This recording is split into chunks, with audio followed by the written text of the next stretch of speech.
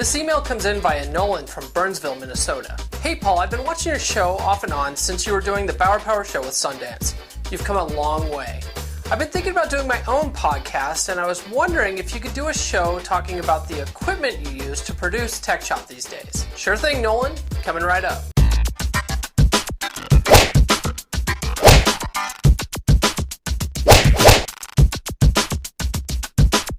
This episode of Tech Chop is brought to you by GoToMeeting with HD Faces. Welcome to episode 44 of Tech Chop. I, of course, am Paul Bauer, aka twitter.com/ElDePablo. As requested by Tech Chop viewer Nolan, we will be going behind the scenes here at Tech Chop Studios to see what equipment I use. Also, I'll touch on what I started with on the old Bauer Power Show.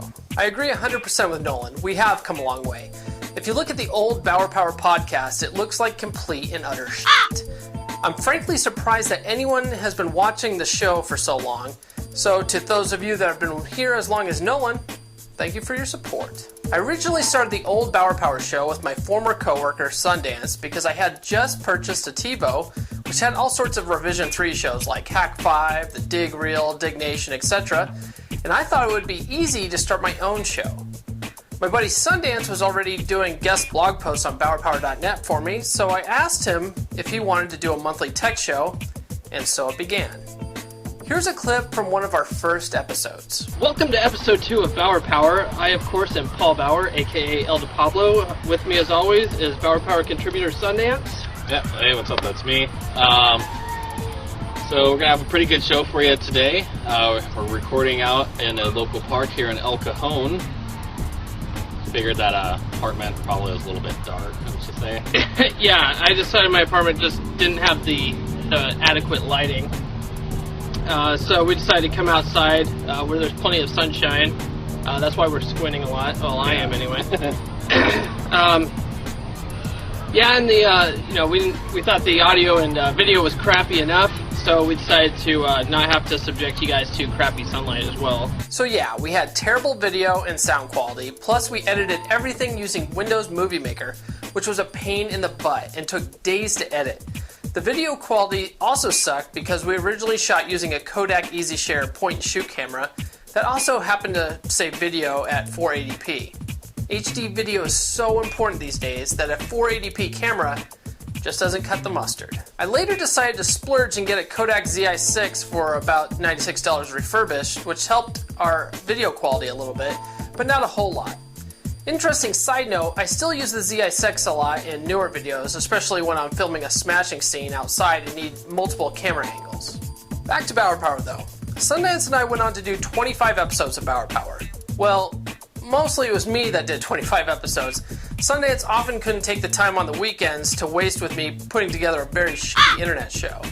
Because of that, and the fact that I thought our shows were too long for internet attention spans, I decided to split the podcast from Bauer Power and make Tech Chop its own show. I wanted to do a show that was less than 10 minutes because everyone I know can't spend more than 10 minutes watching a video online. That, and at the time, 10 minutes was YouTube's limit.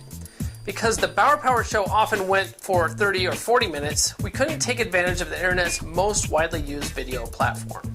Before getting into the early episodes of Tech Chop, let's take a quick break for our sponsor.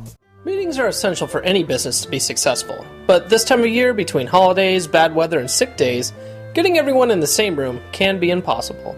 That's why I recommend GoToMeeting, the powerfully simple way to meet and collaborate with clients and coworkers online, no matter if they're traveling, snowed in, or home with the flu. GoToMeeting allows you to share the same screen, making it easier to be on the same page, and with built-in HD video conferencing, you can see each other face to face. It's so easy to launch or join a meeting from anywhere using your computer, smartphone, or tablet, and now you can present from your iPad. You know, there is a rumor that Santa uses GoToMeeting when talking to his outsourced elf team down in Antarctica. But that's just a rumor. Try GoToMeeting free for 30 days. Don't wait for the special offer. Visit GoToMeeting.com, click on the Try It Free button, and use the promo code PODCAST. Remember, use the promo code PODCAST. GoToMeeting. Meeting is believing. In the first part of the show, I talked about Tech Chop's humble beginnings as the Bauer Power podcast, which was done on an ultra shoestring budget most of the time. Just before making the switch to Tech Shop though, I wanted to try and perfect a few things. I wanted Tech Shop to be a way better quality show than the old Bauer Power show. I wanted to have a decent background, decent sound, and decent video because those three areas are where I receive most of my criticism. In the last few episodes of Bauer Power, I was using different cloth backdrops and I purchased shop lights to improve lighting. Bad idea really, because the shop lights were too bright and I often received complaints that I looked like an Al-Qaeda terrorist making a jihad video in a cave. I decided that I needed chroma keying to give the illusion of a decent background, because I didn't have a place I could build a set like the folks at Tekzilla. But I also needed decent editing software to do the chroma keying. We tried chroma keying several times in the old Bauer Power podcast using a free program called Wax by Debug Mode, then entering the rendered chroma keyed video into Movie Maker. It came out looking like shit.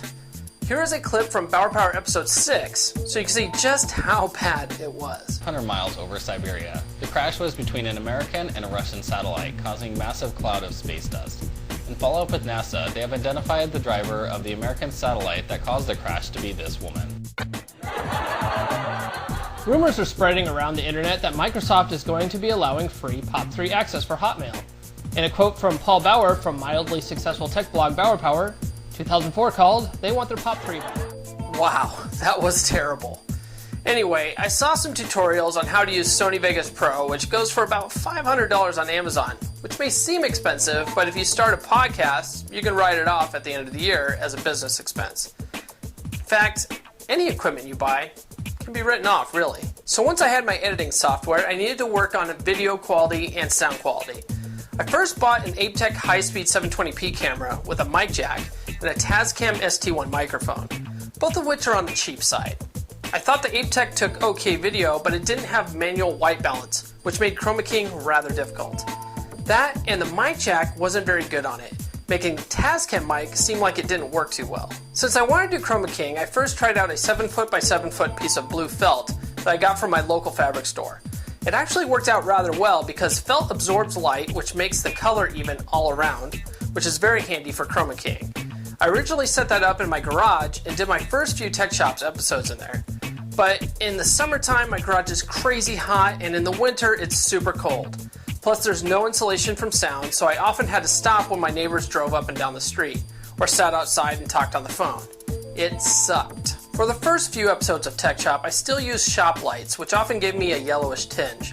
Plus, the 300-watt light stand I had produced a tremendous amount of heat, and in the garage in the summer, that was very uncomfortable. I decided to splurge on a new light set after my friend Tom let me borrow his for episode 5 of Tech Shop. I got the set from Amazon for about $60, which includes the white umbrellas to diffuse the light.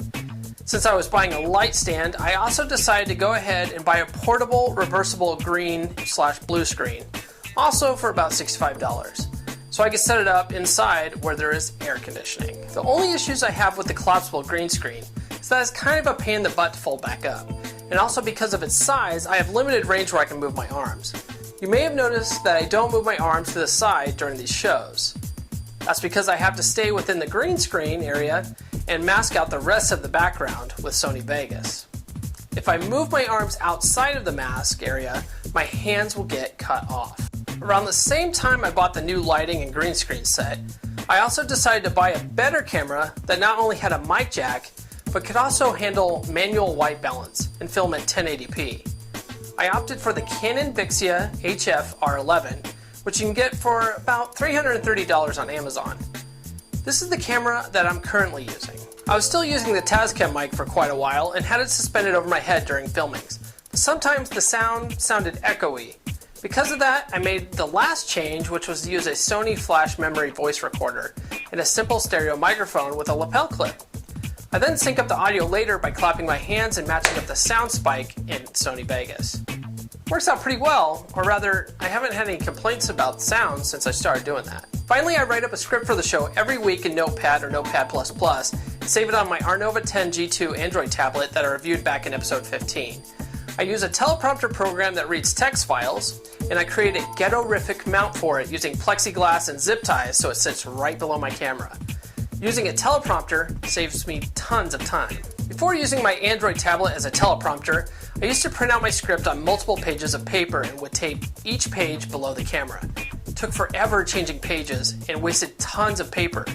Now the words scroll by as I go, and if I screw up, I can easily pause it, scroll it back up, and start it again. There you have it, a basic idea of how I drive this pirate ship. I still do it totally on the cheap, and I'll continue to have to do that until we can get major funding, like the folks at Techzilla. Until then, you can help out TechShop by doing your holiday shopping at amazon.techshop.com. Shopping at Amazon for the holidays is the best because they offer gift wrapping on most items. What I do is I buy my friends and family gifts on Amazon using amazon.techshop.com, have it gift wrapped, and then have it shipped directly to their house. I literally have to do no work. Remember, use amazon.techshop.com, and a small portion of your purchase will go to help out TechShop at no additional cost to you. If you have any more questions about my podcast setup or how to get started with your own podcast, sound off in the comments below or hit me up on Facebook or on Twitter. Be sure to like, fave, subscribe, and I'll see you next time right here on TechShop.